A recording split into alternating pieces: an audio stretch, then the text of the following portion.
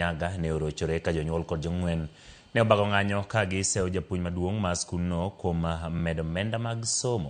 Jonyuol ne omonjo skulno kendo golo japuonj maduong' kuom gino ma giwacho ni onyayo mibadhi kendo keto ngima medo bedo matek ne jonyuol. Kaluwore kod jonyuolgi, japuonj ni osebedo ka medo omenda mag somo kata tok piny owacho lando somo manono. Jopuonjre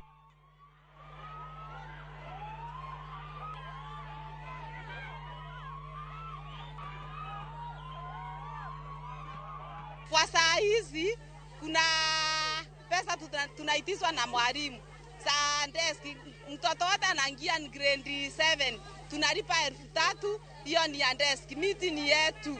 Tunalipa welfare 900. Tunalipa salimendio 800, activity 500, 800. Sasa hizo pesa zote zinakunja kama 1,000. Sisi wazazi tutatoa wapi? Sasa hiyo pesa yote tutazitoa wapi kama wazazi? Na ndio unaona hawa wazazi wamekasirika hapa.